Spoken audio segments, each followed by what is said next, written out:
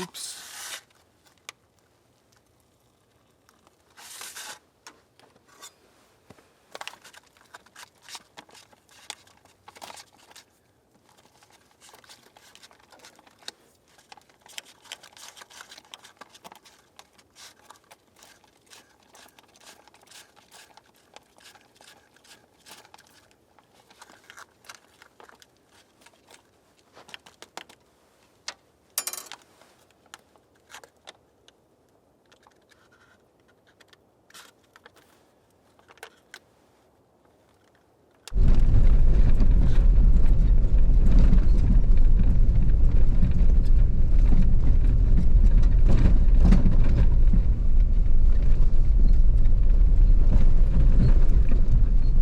Figure I'd start off the new year with a mini adventure. Just go up. I was going to try and climb a mountain. Haven't done that yet. Well, a big mountain.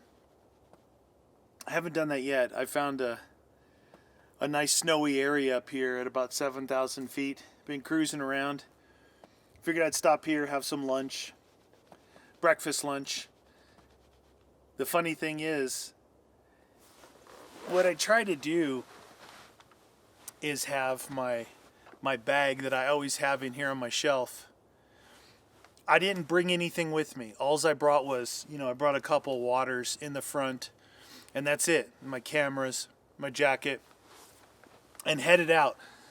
And I haven't been out in the Jeep in a while. I've been cruising around in the Land Cruiser and in that 470, having some fun, but figured I'd come up in the mountains, see if I could find some snow. And I didn't eat this morning. Right now it's getting on about 2 o'clock. So I stopped here, I turned on the camera, and then I just grabbed my bag to see how kind of prepared I am for a random trip, right? Or an emergency situation. Maybe you planned to go out and you took lunch and you had lunch, but then you broke down or something. So I brought my bag down. Haven't looked in that bag since I put this shelf in. I had a video about the shelf that I put in. And see what I had. Well, I had my Jetboil in there. I had a couple of waters in there.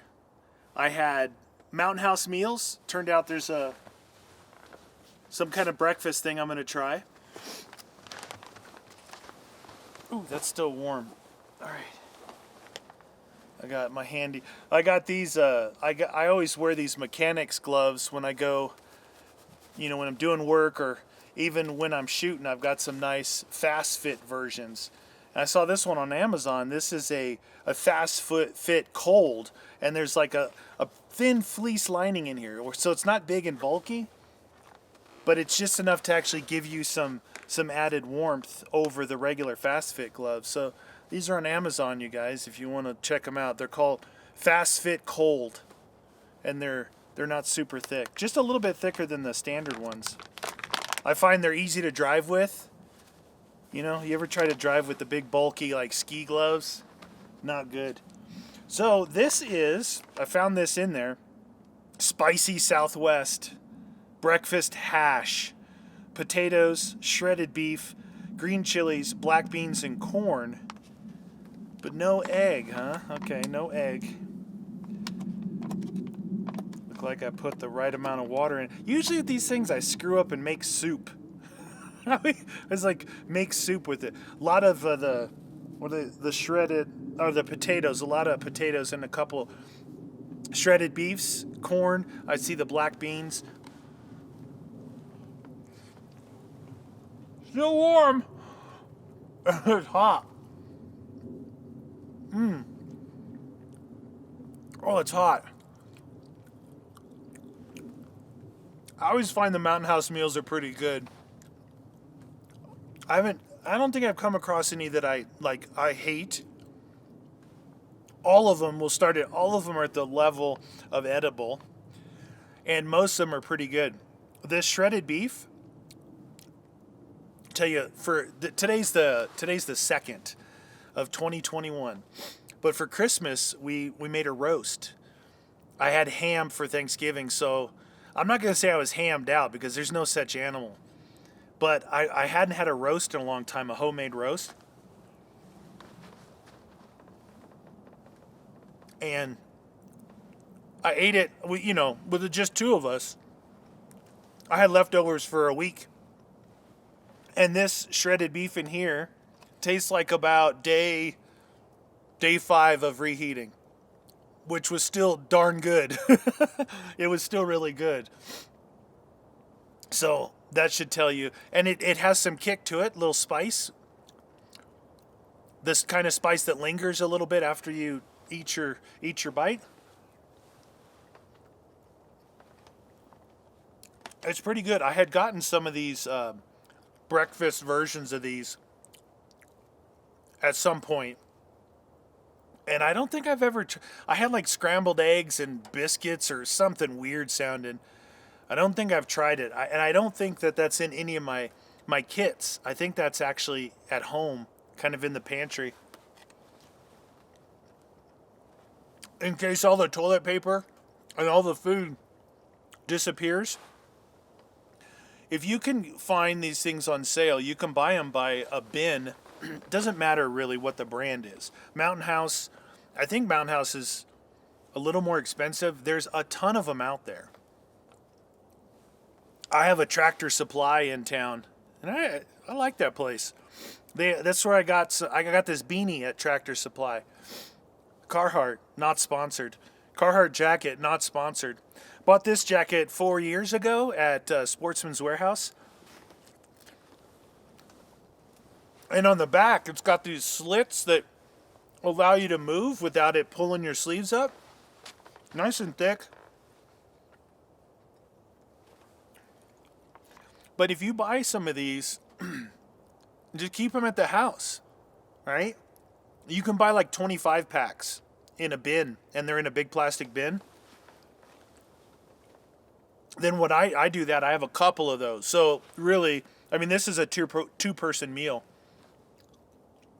So theoretically, if times were really challenging, 2 people could eat this, would be 1 day, right? So you could have 1 pack a day if you were really, really watching your food. So I have like, I don't know, a year's supply of food. Something, not 6 months, something like that. But when it's time to repack this, I'll just go into that stash and pull out of there. And then if I empty one of those bins, then I'll just replace the bin. And that's kind of how you cycle through your food that way.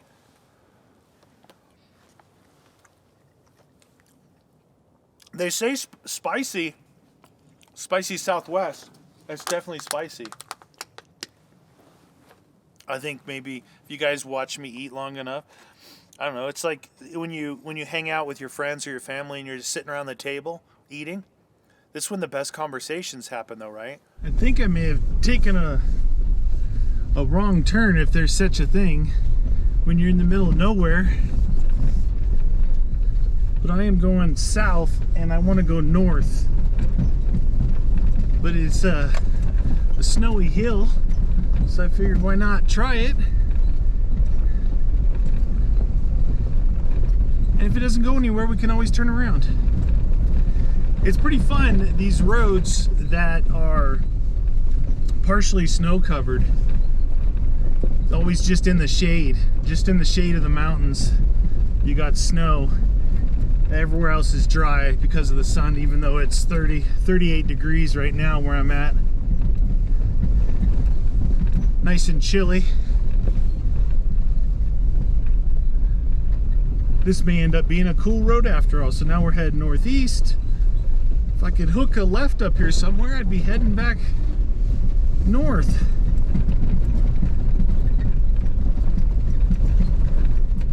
Just really in the middle of nowhere. No GPS. I didn't bring any GPS other than just the compass that's on the Jeep, letting me know which direction I'm heading.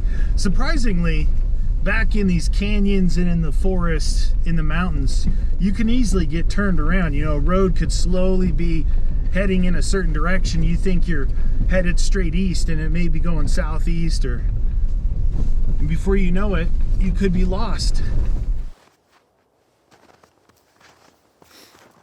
It was a pretty good meal.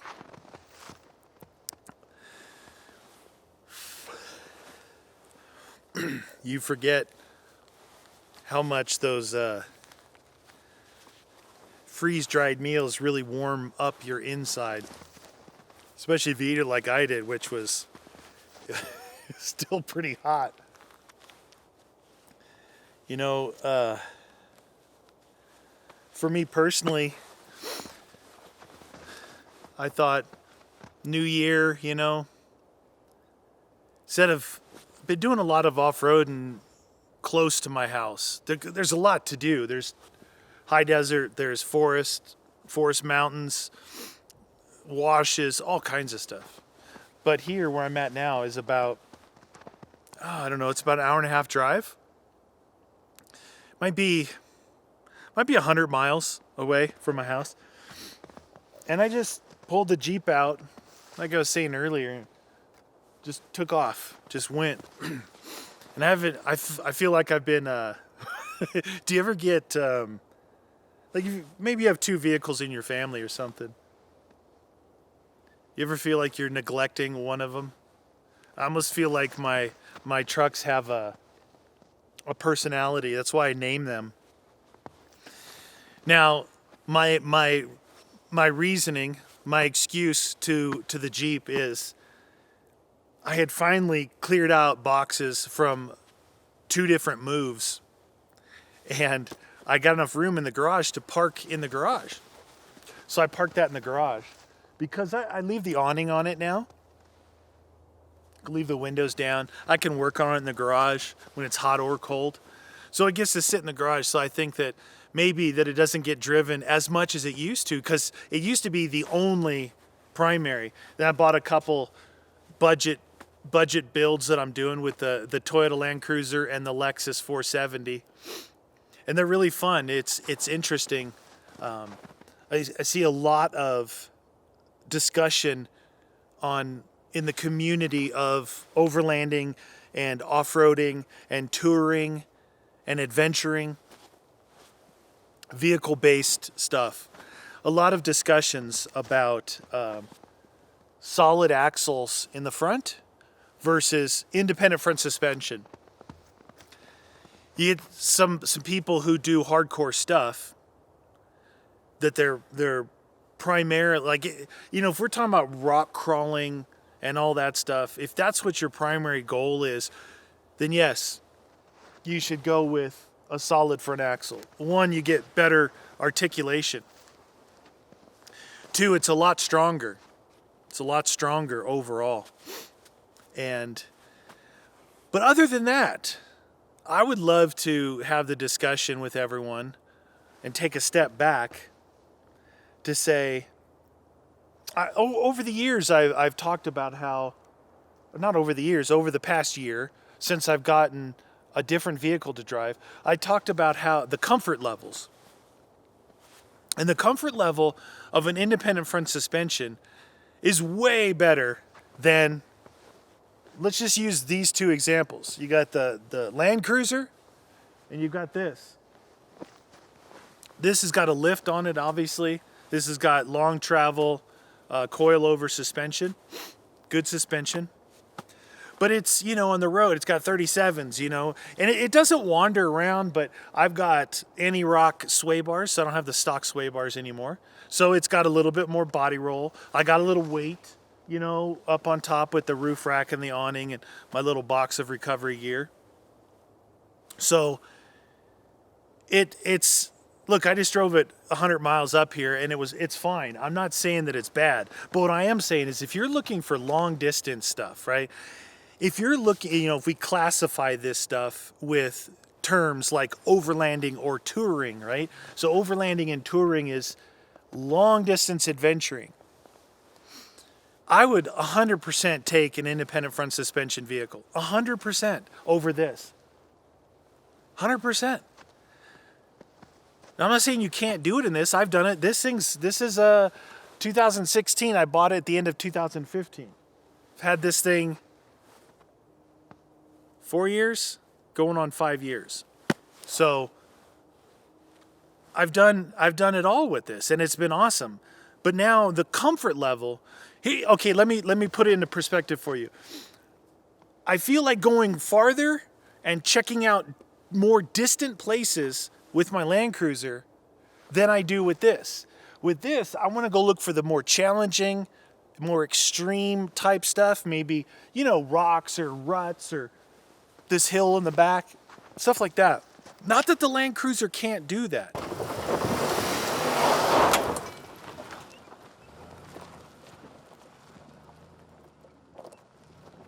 But it's a mindset. And driving up here, I was thinking about that. I'm like, this isn't bad, but it's nowhere near as good as an IFS vehicle. So if you are in that, you know, that discussion, or if you're trying to figure out what might be right for you, and if you look and you'll see a lot of people talk about solid front axles, and yeah, it's great. But there's nothing wrong with independent front suspension, okay? There's limitations to its travel. Mostly it's down travel, especially when you lift it. See, this is the problem with independent front suspension. When you lift it, there's nowhere for it to go. You lose your down travel. This thing could be lifted up in the air another 2 inches. This is a 4 to 6 inch lift. And it's all adjustable with the coilovers. It's got king coilovers all the way around. I have it down, squatted down. So I have more down travel as well as up travel. It's in the middle. Well, with the IFS vehicle, I'm going to be lifting in, you know, this month sometime. As I lift it, it goes up and you start to lose your down travel. And you're going to put upper A-arms on it, which is going to help a little bit, but mostly that helps because you're getting more clearance around your shocks so they don't hit. And so then you're maximizing your droop with longer than stock shocks and an upper A-arm. Problem is when you do that, you're going way past factory specs with your CV angles and all that stuff. So if you're on it, maybe you're climbing a rutted hill and you're on it, and you get one that droops way down because you've put on an extended shock, you've put on an upper A-arm, so with either a Heim or a better ball joint, and that thing goes all the way down, and you're on the gas, right? And then as soon as that tire hits ground, boom, you could blow a CV. That's how you blow CVs. You don't do it just because they're weak in nature. You do it because you got to know the engineering behind it, the geometry of it. If you know how it's supposed to work, you can do a lot with independent front suspension. Just know what it is, know what its limitations are. I've seen stuff just murder trails, you know, but as long as you know what you're doing. So that being said, that should tell you that just because you don't have a solid front axle, you can't get after it. You, by all means, can. Just don't think about having to jack the thing way up in the air. Don't put on these gigantic tires on these IFS vehicles. I'm going to show everyone, I've already done it on the Land Cruiser. 255/80s. That's a 33-inch tall, 10.1-inch wide tire. And that thing goes everywhere. It goes everywhere. With that narrow tire and with the correct offset on your wheel, you're not doing body mount chops and rubbing and hitting all this stuff, and you're getting a full 33-inch tire if you pick the right brand. I use the Wild Peak AT3 from Falcon, and yeah, they're nice. I'm gonna put it on the 470 as well, and that's gonna actually have a lift on it. So there's a lot of little things that go into it that can make them very capable, you know. You want your traction. If you know you don't have a lot of articulation, then when you're going through ruts, plan your moves, you know. Plan your route. Be a better driver, right? That's what makes you a better driver. With this, anybody can jump in this and go up a rutted hill. You don't have to know. The truck will do it. It'll articulate. You can put in lockers, do whatever you want, you know. It's crazy. It's so peaceful up here. Wish I brought my tent. This is a nice spot here. I don't know how far back in I am. I'm pretty far, but camp in the snow. I'm sure I could find, there's some downed trees, firewood. Would have been a nice place to camp. But I didn't bring that. Like I said, I just jumped in and I wanted to go for a drive. Ended up way up here. And I have food, I have water, and that was all from my bag that's designed. It's not really an emergency bag. It's my bag if I just go out. That way you don't have to like, oh, what do I have to get all this stuff ready. It makes it a lot easier just to say, oh, I want to go off-roading. Boom, jump in and go.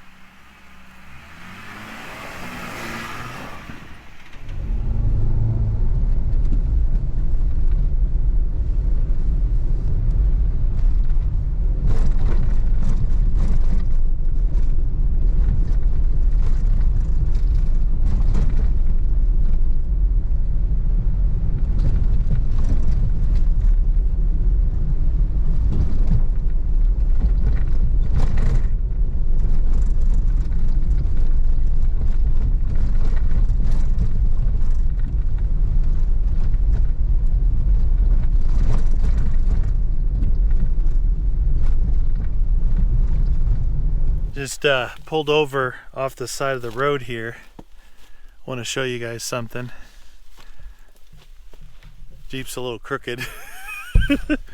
But go up this way.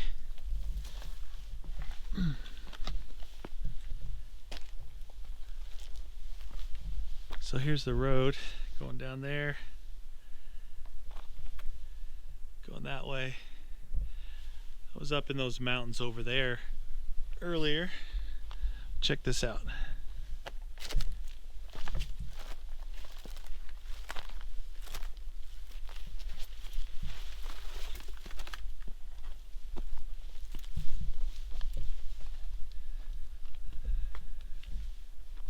don't know if you can tell, it's a giant canyon down there.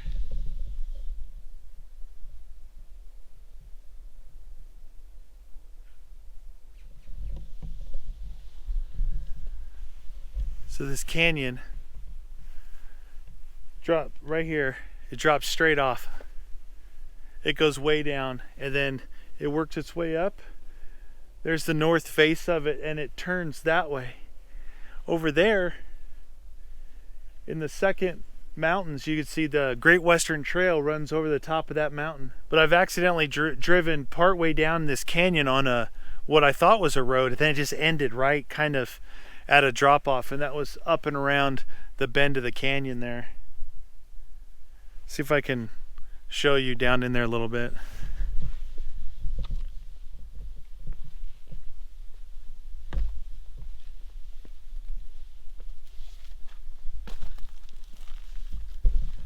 So here's the drop off.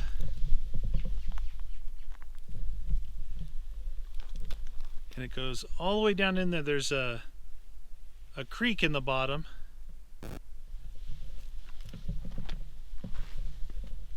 And then over there you can see that's the north face, and then it turns that way.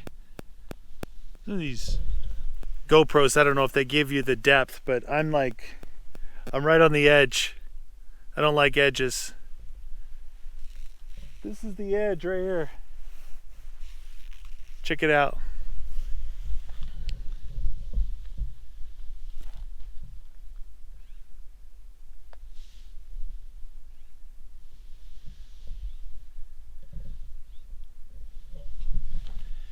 You reference this little tree here, you can see that's on the edge of the cliff. And it just drops down, I don't know, it's pretty far down there.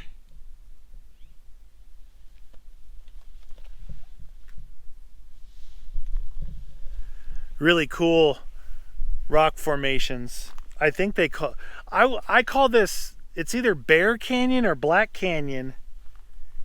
During the summertime, the rocks they're really dark. They're really like, I don't know if they're infused with iron or what, but you can see there's kind of like different ridges. I don't like standing on this edge here.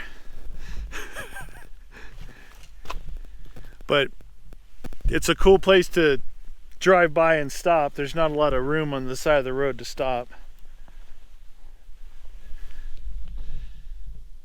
And then if that sun isn't blazing you, all the way down there in that flat brown area you can see, that's where I'm going right now. I got to head that way to get back to the regular road.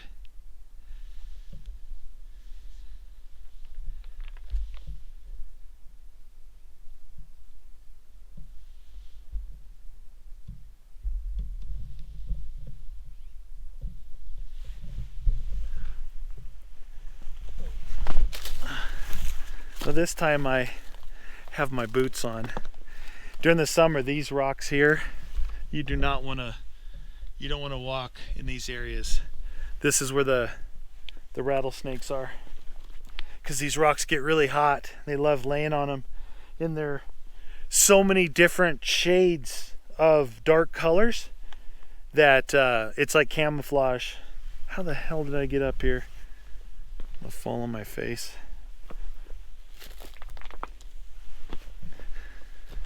So that's that. It's a pretty cool area. Like I said, I don't know if that's called Bear Canyon or Black Canyon, but it's literally right there.